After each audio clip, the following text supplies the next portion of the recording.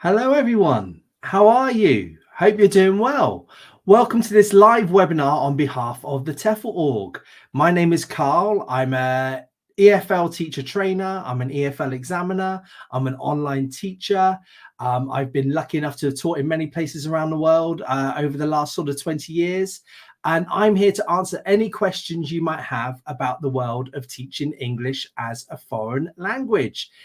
Please let us know where you are in the world. I'm here in Belfast, Northern Ireland, where I work out of my spare room, and I've worked out of here for about 8 years now online, but also do some face-to-face different things. And yeah, today the topic of our webinar is steps to take before signing your next teaching contract. So I'm going to be talking a bit about that today. And please, any questions you have, please do put them in the chat. I get to the questions generally towards the end of the presentation that I'm doing, because sometimes the questions are answered already in there. But if there is a question that I've not covered, please do put it in there. I can see Jamal has already put a question in now. I'll get around to that in a minute, Jamal.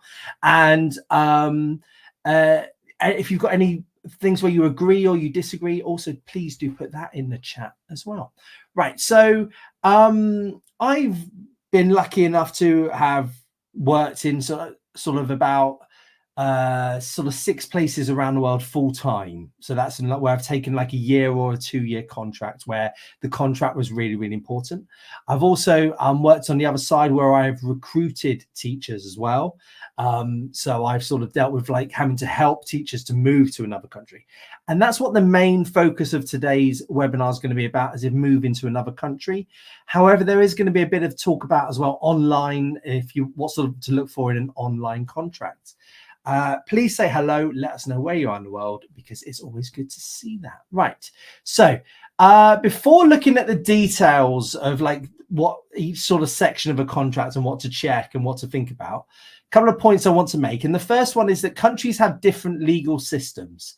So what you might think is normal when joining a job in your country could be quite different when you join a job in Thailand, China, Brazil, for example. Okay, so you've got to be a bit of open-minded to see that actually the system could be different in terms of how it's worded, in terms of like the order of things you see on a contract. Just be a bit aware of that and be a little bit open and go with the flow a little bit about that. There's also different workers' rights from one country to another. So, you know, in the UK, we expect a certain amount of holiday per year. You might not get that much holiday in another country. You might expect sick pay. You might not get that in another country to go work for. So little things like that you got to be aware of, because there could be different workers' rights. Now, if you're looking at contracts, sometimes there'll be something in the contract which you want added, but they won't put in there, or you've asked them a question about it and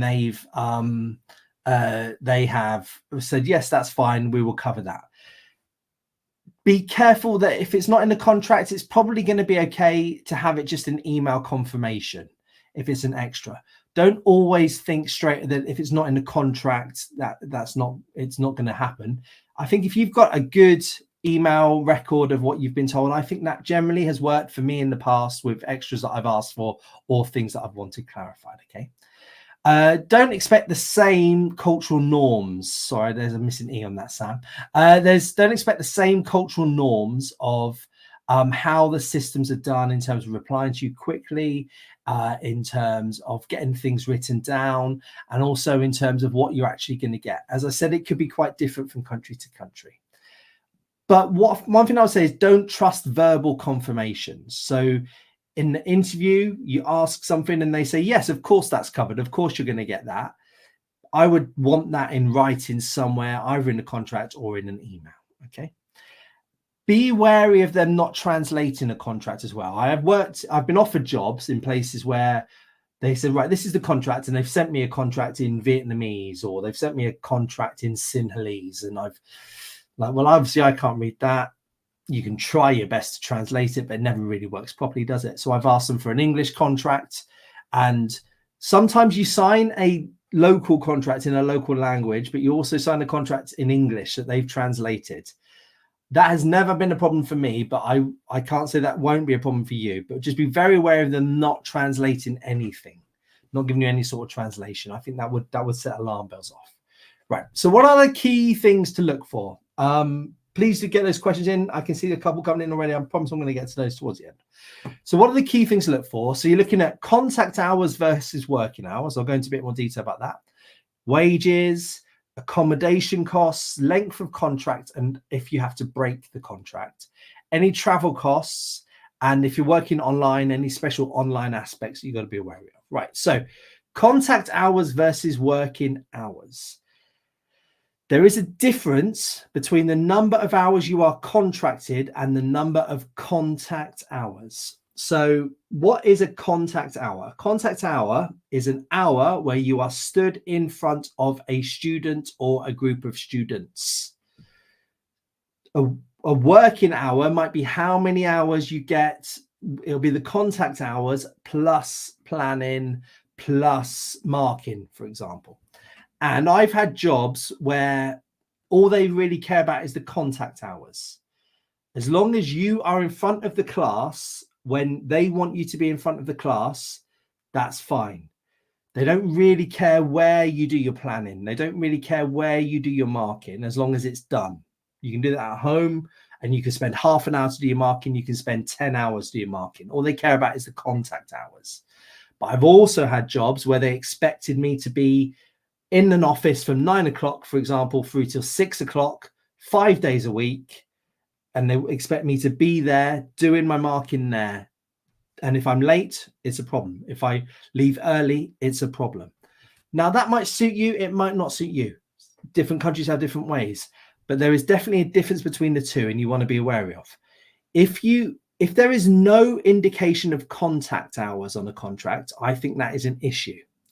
I would really want to know how many hours per week, because if they say, right, you're contracted for 40 hours a week, if you're going to be in front of a class for 40 hours a week, that's a lot of planning and a lot of marking on top of standing up, doing the present perfect on a board behind you. I would be very wary of more than 25 contact hours. If they say, yeah, you're going to teach for 30 hours, well, that's a lot. 25 would sort of be my upper limit, and I would really hope for something around 20. You need to check the marking and the planning time. So with kids classes, tends to be a bit more planning, not as much marking. Adult exam classes, there might be a lot of marking involved. So just something to be aware of. The type of class that you're going to teach will actually make the difference. Now, if you've got that 25 hours of contact, if you're teaching 25 hours of the same class and the same level, so if you're teaching intermediate general English and it's 12 2-hour classes, for example, or 25 1-hour classes, not much planning involved if you're doing the same class every hour for 5 days a week, whatever it might be. Same with levels and same with class types. You know, if you're teaching business English a lot, but if you're teaching 1 hour business English, 1 hour kids class, then you're going to 1 hour of adults upper intermediate, 1 hour of beginner adults, 1 hour of IELTS classes, 1 hour of legal English. All over there's a lot of planning involved in that. I would be very wary of that because you're going to be working a lot. Are you expected to be in an office for all the working hours? Now, if you are, fine. But if you're not, that's also fine. It's really up to you. As I've gotten older and as I've gotten, I don't really want, because it doesn't take me very long to plan lessons nowadays. It takes me still a long time to mark, but it doesn't take me a long time to plan. So if I was to sit there in an office with not much to do, I'd be getting a little bit annoyed. So just be a bit aware. It depends on you. Right, wages. Do you get a set amount per week or per month? So yes, come work for us. We will pay you $1,000 a month. We will pay you $2,000 a month, whatever it might be.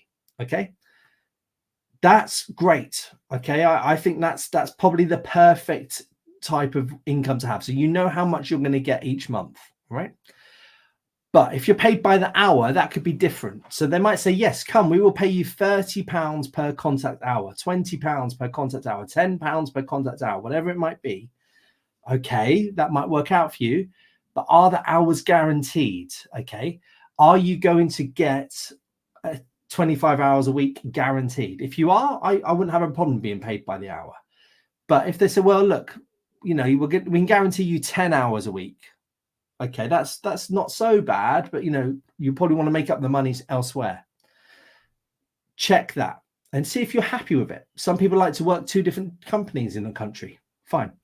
When do you get paid? So do you get paid at the end of a week or the end of a month? So just to be very, very clear, just so you know where you are. How many hours are you guaranteed if you are paid by the hour, right? So just check that, make sure that that's okay. Now, what happens if you work more or less than the set hours? So if they say to you, you're getting paid you're getting paid for 25 contact hours a week, you're getting $2,000 a month. Fine. If one week I work 26 hours, do I get some overtime pay? Or do you work 24 the next week? Now, you'll probably work the same each week. It's probably like bonuses on top of, like, if other teachers are sick or if they have emergency classes that need to be covered, that kind of thing. But if you do that, are you expected to do that for free, or are you expected to do that as an extra and get a bit more money? In your wage, are there any deductions? So for tax, insurance, rent, flights, visa costs. So these, I'm going to talk a bit about these a bit more, but just check, do they come out of your wage every month, or do they come out at the end, or do you pay them up front? Do they give you the money up front? All that kind of thing is to be aware of. Okay. Right. And also, what happens if you're sick? I think that's also covered. So some countries, they'll be like, you're sick, don't get any money. Fine. Okay. Some countries, you're sick. Yeah, you'll get paid what you should have got paid. Some countries, you get paid 50%. Just worth knowing this so you know what's going to happen. All right. And I can't tell you whether one is better than the other. Just saying it's different, and you need to make your mind up if you're happy with that. Right. Accommodation costs. So if you go work abroad, especially in Asia, they will pay your accommodation costs, or they'll give you some money towards your accommodation costs. It's less common in Europe, but it's still quite common in Asia. Get it clearly in writing in the contract or in an email who will pay what. So will they pay for the costs no matter what they are? Do they find your accommodation and then they just pay it all themselves? Or do you have to find your accommodation? They will then pay you $2,000 towards it a month, or $1,000 towards it a month. If you find a place for $800, will they give you the extra $200 for free? Get it clearly in writing what's going to happen about that kind of thing. Check for deposits. Will you need to pay a deposit up front if you have to find your own accommodation, or does the company help you with that? Does the company pay for it? Who will pay the utilities? If they got free accommodation, if they say accommodation is included, do you still have to pay for internet? It's worth asking how much the internet cost would be. Who's going to pay for electricity? Who's going to pay for water? That kind of thing, if that's all extra on top. Now, you might find that the company you're going to work for pay for it all. Fantastic. Or you might find that you have to pay for it all. What will happen if you leave early? So you sign a 12-month contract, and we'll talk a little bit about what happens if you break contracts in a minute. But with accommodation, it's worth knowing, because sometimes the school has rented the accommodation for a year, or you are renting the accommodation for the year. What happens if after 9 months you hate it, or your nan gets sick and you need to fly home and you can't work there for a couple of months, or you break your contract? There might be a penalty within your work contract. Could there also be a penalty within the accommodation? And if the company is not helping at all with accommodation, they just say, no, look, this is the wage, find your own accommodation, you're on your own. I've done that before. I have no problem with doing that. Does the wage that you're getting cover where you want to live? A bit of research will look into that sort of thing. And if that is the case, can you get help? Can you get advice from a local colleague, or a local teacher, or a teacher that's already there from America, Africa, wherever it could be? It's very useful to get that advice before you go, or once you're there, to get some help. Okay. Right. Length and breaking of contracts. Jamal, Plague von Karma. Hi, good to see you. Please do get any questions. I love your questions. Going to get to them. Any more, please do put them in the chat. Also, please say hello. Let us know where you are. Length and breaking of contract. So check how long your contract is valid for. If it's a 12-month contract, Are you happy to work it for 12 months? Or did they advertise it as a 12-month, but actually it's like they're going to renew it every 4 months? Because maybe after 4 months, they're not sure how many students they're going to get. So they might not employ you for the second 4 months. Fine, that might be also okay with you, but just check and just see if you're okay with that. How much notice does each side have to give? So as I said, something happens at home, you want to get home. Now, a good school will hopefully, or a friendly school will hopefully say, do you know what? Oh, that's really sad. Please get on the flight next week. Everything's fine. But some schools might be, no, do you know what? We have paid your flights. We've paid for your accommodation, all this kind of thing. You need to give us 30 days, notice in order to find another teacher for your class. They're perfectly within rights to do that. Also, they might say, do you know what? Something's happening in our country. The economy's got worse. We've got less students coming in next term. We're going to give you, this is your 30-day notice to go. Or it could be a 1 week. Just check again. Are you happy with what you're going to get? What happens if you need to return early? So if they have paid for your flights, if they have paid for your accommodation, if they've paid for some of your insurance, and they've paid that for a year, expecting you to be there for a year, after 6 months, you've gone, do you know what? I hate it here. I need to go home. Do you have to pay back half or more of the flights that they gave you?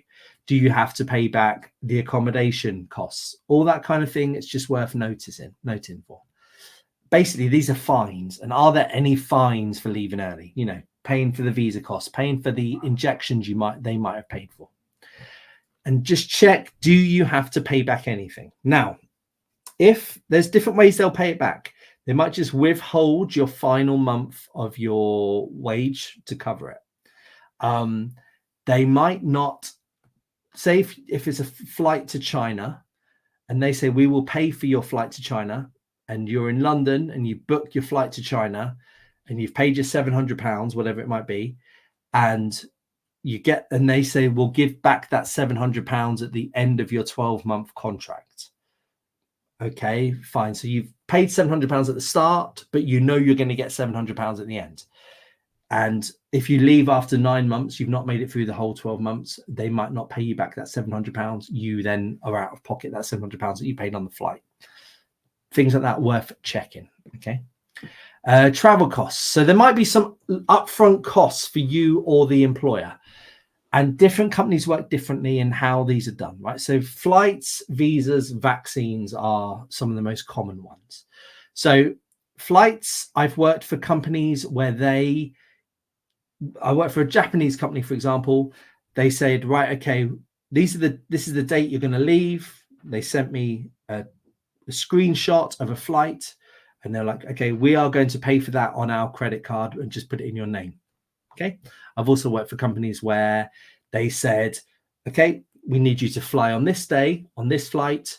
You need to buy that flight, keep the receipts, and then we will pay you when you arrive, or we will pay you at the end of the 12 months. Same with visas. Now, visas are quite often a cost that you have to pay up front, and then you get a load of receipts and you claim them back in the first week. Vaccines, some companies pay for them, some companies don't. Just things to be aware of. But again, the visas and the vaccines, you'll probably have to pay up front, and then maybe they will reimburse you. Flights, they tend to work quite different because it's a lot more money. They tend to pay for it at the end of the 12 months or when you arrive in the first couple of weeks. It's very normal to be giving this money back at the end of a contract. Don't think they're being tight. They're doing it because they want you to stay the whole 12 months. What they don't want is for you to arrive there, then after a week, you just disappear and you go work for another company, or you become a freelancer, you go self-employed, whatever it might be. They're doing it to make sure that you do the whole 12 months. And other thing that sometimes the flights are paid back monthly. So if it's a £700 flight, it's a 12-month contract, they give you back £65, whatever 700 is divided by 12. They'll give you back 60 odd pounds every month to reimburse the £700. Okay. And sometimes all of this is paid for by the school and it's all perfectly fine. Just each school works differently. It's not one thing that China always does this. It depends on the company within China. So if you're going to go work online, there are also some special things to note. Okay. So if you sign a contract and you say you're going to go work for, now these are if you go work for a company and they guarantee you 10, 15, 20 hours a week. All right. If the student's connection drops, so you're on a connection to China, you're teaching the kids, you're teaching the adults, fine. You know your connection's working, but the connection at the Chinese end isn't working. If that drops, do you still get paid? Okay. Now, sometimes they say, companies will say, yeah, you'll still get paid if it's within the first sort of if it's after 10 minutes of doing the lesson. Some might say you won't get paid if it's in the first 10 minutes. Whether that's good or bad, again, is sort of up to you. You have to make that decision, but it's worth checking that and but worth knowing that. Another thing with online is, are your hours guaranteed? Do check that, because sometimes they say, yes, we can give you 15 hours a week, but some weeks it's 10, some weeks it's 20. If the students don't show up, you might not get paid. Check that in the contract. And also check when you get paid online. I think it's also quite important. Is it weekly? Quite often it's weekly, but sometimes it is monthly. So just do check when you get paid. Now, if you go work for yourself online, which I've done lots of videos about, then that is all of this is entirely up to you. You know, do you get the money beforehand? Do you get the money afterwards? Whatever it might be. Okay, entirely up to you. This is if you go work for a company. Right, thank you very much. Right, let's get into these questions. Hi, Jamal. Right, so what is the age requirement? So minimum age requirement, it tends to be 18.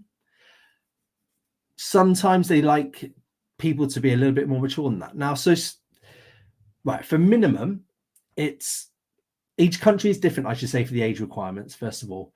Now, if a country needs people to have a degree before they can go over there, then obviously it's probably going to sort of be about 21, unless you're super clever and you start your degree when you're 15 or 14 years old. So minimum, it tends to be 21. However, if you are 18, there is work out there. If you've got your TEFL, I'm actually helping a friend at the moment whose son is about to leave high school and he wants to get into teaching English as a foreign language, and I'm helping him to find some work. So the age requirement minimum is sort of 18 really, but again, does depend on degrees and that kind of thing. Right. And you've got to research the country you want to go to. Right.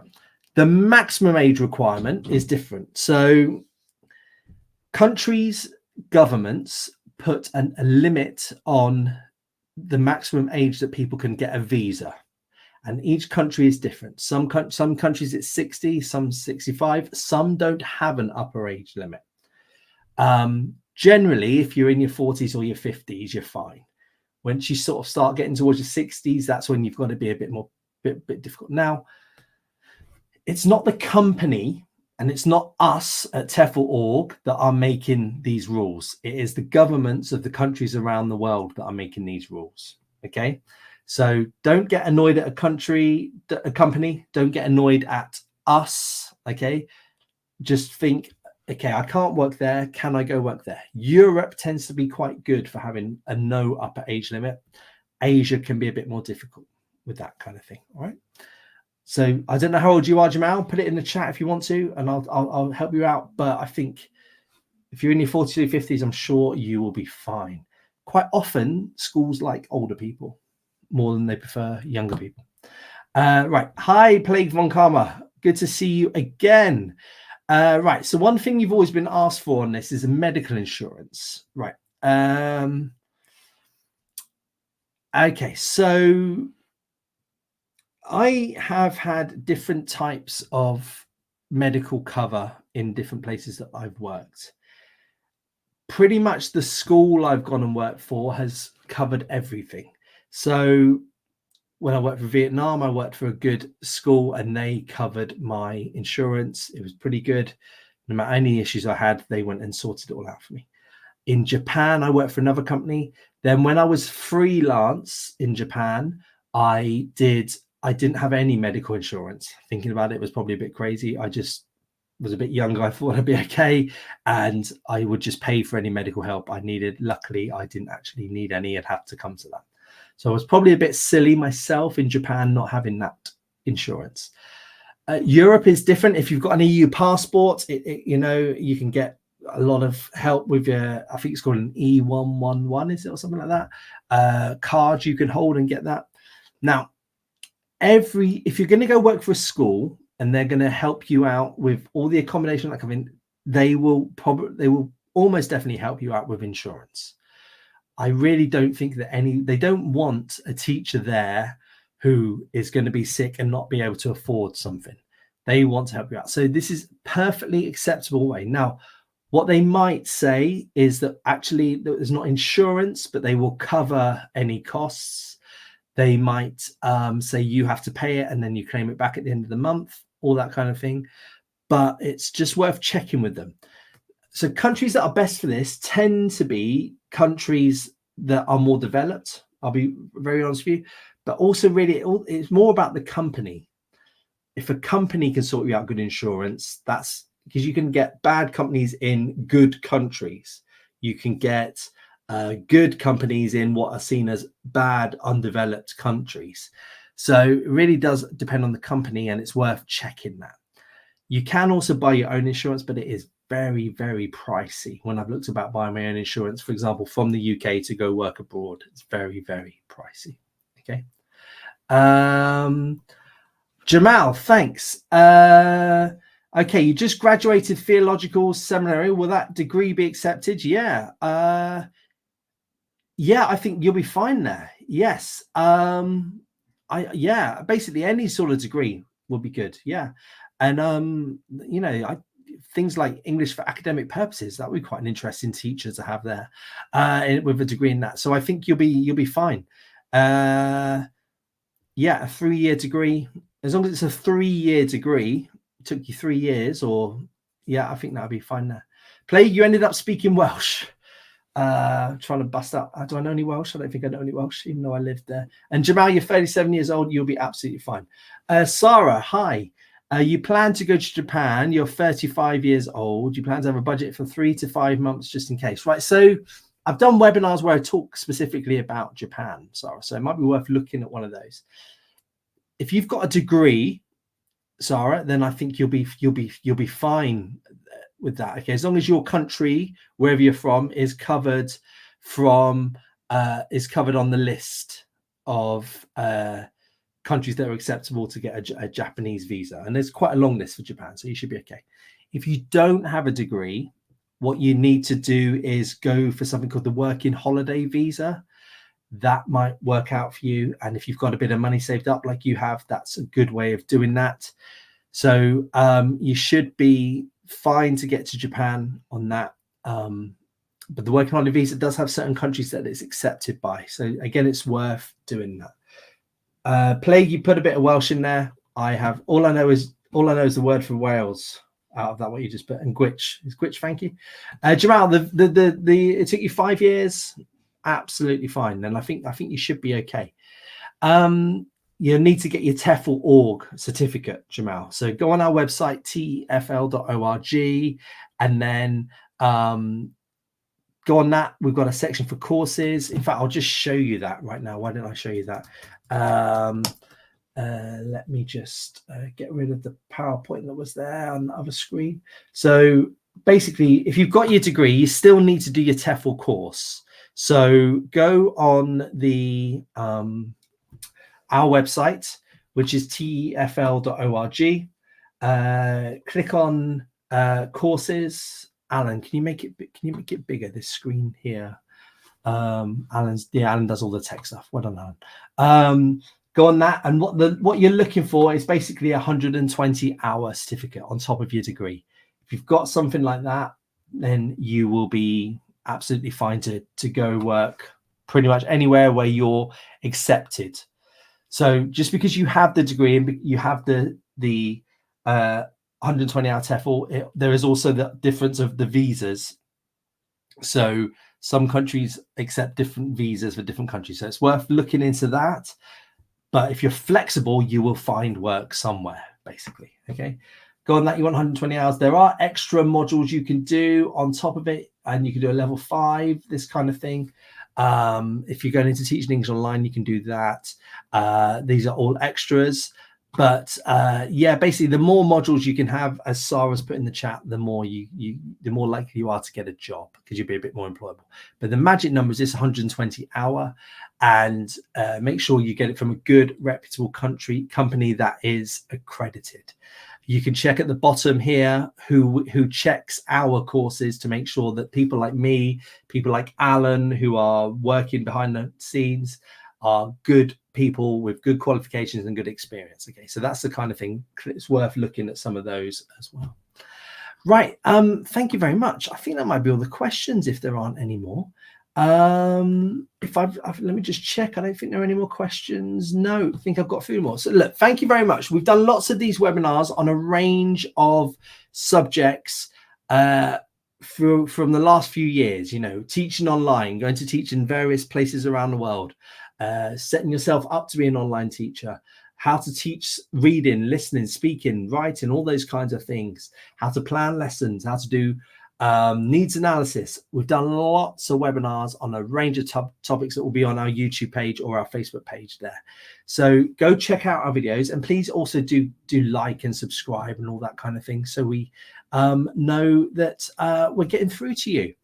Thank you very much for tuning in today. I hope you've had a good day wherever you are in the world. Please, any more questions, do contact us through our Facebook page, for our LinkedIn page, contact us on YouTube, or go on our website and chat with us on there. Have a good day. Bye-bye.